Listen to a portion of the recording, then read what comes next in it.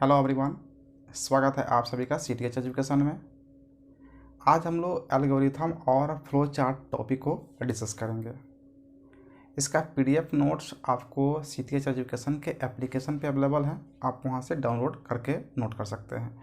यहाँ पे सिर्फ हम लोग समझते हैं कि एल्गोरिथम क्या होता है और फ्लो चार्ट क्या होता है। इससे पहले हम लोग सॉफ्टवेयर को कंप्लीट कर चुके हैं, क्लासिफिकेशन ऑफ सॉफ्टवेयर भी देख चुके हैं।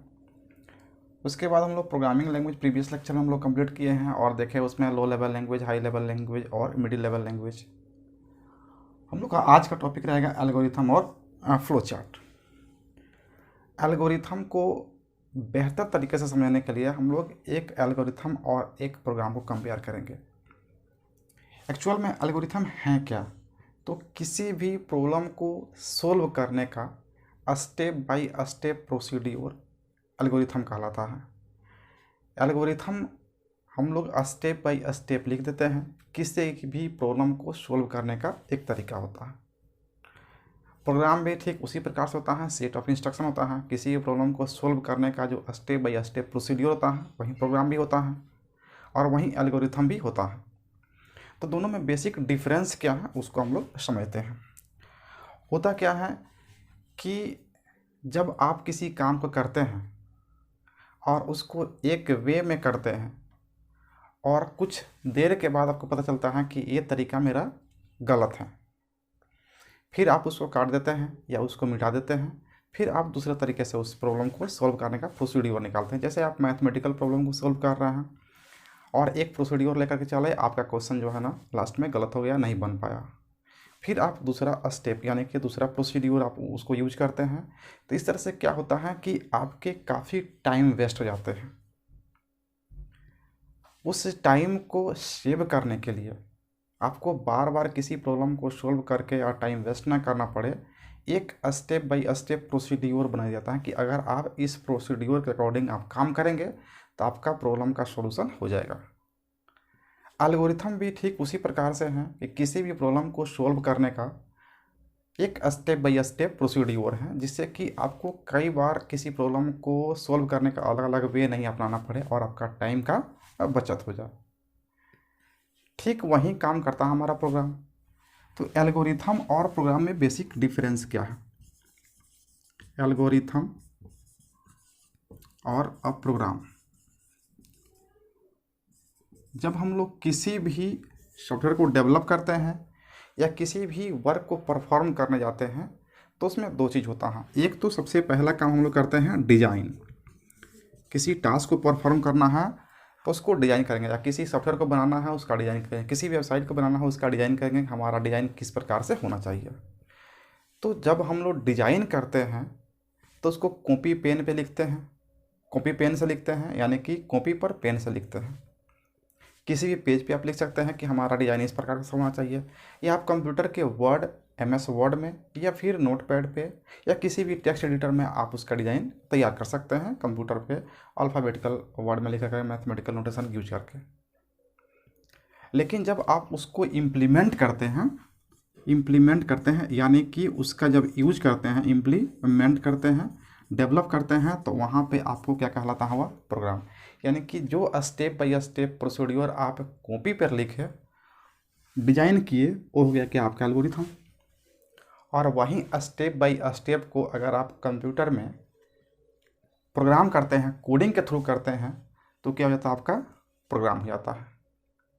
अब दोनों में आपको डिफरेंस क्लियर हो गया होगा कि जब इसको हम लोग कॉपी पे लिखते हैं तो उसमें हमको किसी लैंग्वेज की ज़रूरत नहीं है कि क्या कोडिंग उसका होना चाहिए और क्या नहीं होना चाहिए। दैट मीन्स कि आपको कोडिंग की जानकारी यहाँ पे ज़रूरत नहीं है। आप अगर कोडिंग नहीं जानते हैं फिर भी उसको डिज़ाइन आप कर सकते हैं, लेकिन यहाँ पे कोडिंग की ज़रूरत है। विदाउट कोडिंग आप किसी प्रोग्राम को डेवलप नहीं कर सकते हैं, लेकिन विदाउट कोडिंग आप एल्गोरिथम को लिख सकते हैं क्योंकि आप डिज़ाइन कर रहे हैं, आप अपने लैंग्वेज में उसे लिख सकते हैं। अब किसी भी प्रोसीड्यूर को लिखना है, जैसे कि अकाउंटेंट के किसी प्रोग्राम को बनाना है, तो जो अकाउंटेंट है उस अपने नॉलेज का जो है उसका प्रोसीड्यूर आसानी से अच्छे से लिख सकता है। जैसे किसी हॉस्पिटल का प्रोग्राम आपको बनाना है तो हॉस्पिटल के स्टाफ हैं या फिर डॉक्टर हैं, वहाँ के प्रॉब्लम को अच्छे से समझते हैं तो उसका प्रोसीड्योर वो अच्छे से कर पाएंगे। मतलब ये है कि अगर आपको एल्गोरिथम डिज़ाइन करना है तो डोमेन नॉलेज होना चाहिए, और डोमेन नॉलेज का मतलब हो गया कि जिस चीज़ का आप डिजाइनिंग करने जा रहे हैं उसी फील्ड से वो आदमी बिलोंग कर रहा है, तो ज़्यादा बेहतर तरीके से उस प्रोसीड्योर को वो लिख पाएगा। यहाँ पे आपको किसी डोमेन नॉलेज की नहीं बल्कि प्रोग्रामिंग नॉलेज की ज़रूरत पड़ता है। यहाँ पे आपको लिखने के लिए आपको प्रोग्रामिंग नॉलेज की ज़रूरत पड़ता है, यानी कि यहाँ पे प्रोग्रामर करेगा, प्रोग्रामर।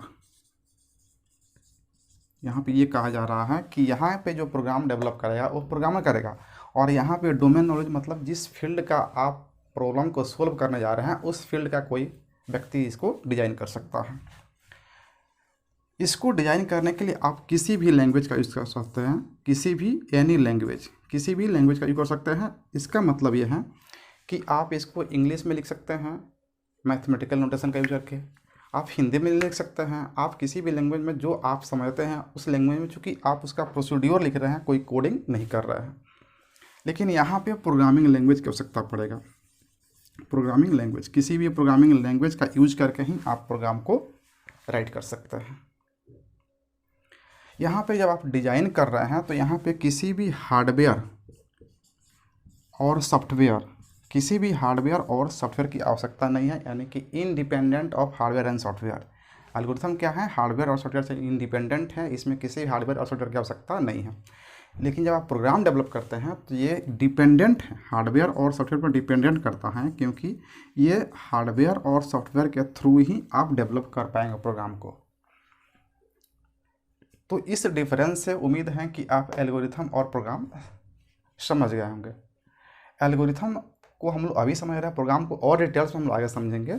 यहाँ पे अब आप कह सकते हैं कि जब हमें किसी भी प्रॉब्लम को सोल्व करने के लिए प्रोसीड्योर का स्टेप बाय स्टेप रिप्रेजेंटेशन करना होता है तो उसे हम लोग एल्गोरिथम कहते हैं।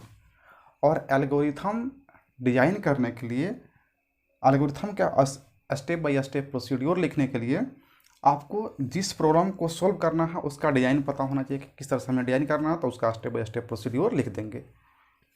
यहाँ पे आप जिस प्रॉब्लम को सोल्व करने जा रहे हैं उस प्रॉब्लम के बारे में आपको जानकारी होनी चाहिए। यहाँ पे आप किसी भी लैंग्वेज में आप लिख सकते हैं, जिस लैंग्वेज में आप जानते हैं, क्योंकि आप स्टेप बाय स्टेप प्रोसीड्योर लिख रहे हैं।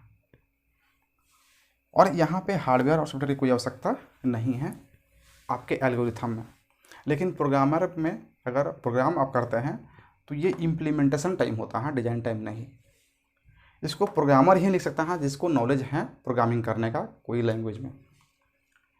इसमें प्रोग्रामिंग लैंग्वेज का यूज करते हैं, किसी भी लैंग्वेज का यूज करते हैं, किसी भी प्रोग्रामिंग लैंग्वेज का हमको यूज करना होगा। और यहाँ पे हार्डवेयर और सॉफ्टवेयर डिपेंडेंट होता है, ये हार्डवेयर सॉफ्टवेयर इंडिपेंडेंट होता है।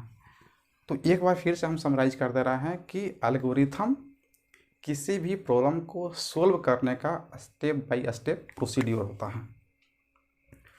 यह डिज़ाइन टाइम में इसको लिखा जाता है। इसके लिए डोमेन नॉलेज, यानी कि जिस फील्ड का प्रॉब्लम है उस फील्ड का जानकारी होना चाहिए।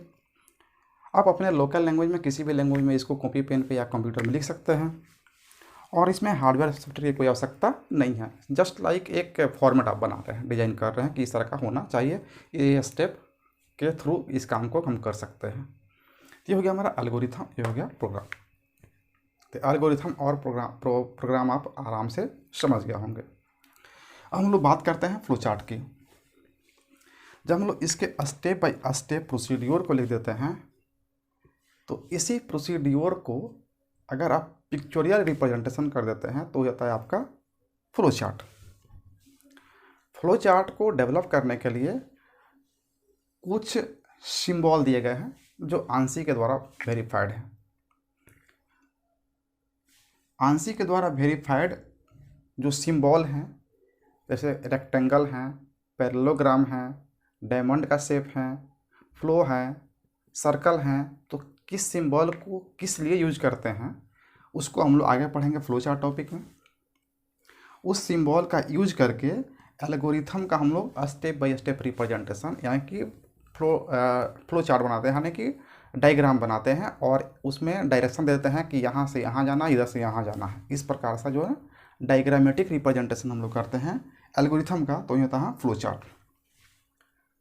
यहाँ तक में आपका जो टॉपिक्स हैं यूनिट 1 का वो कंप्लीट होता है।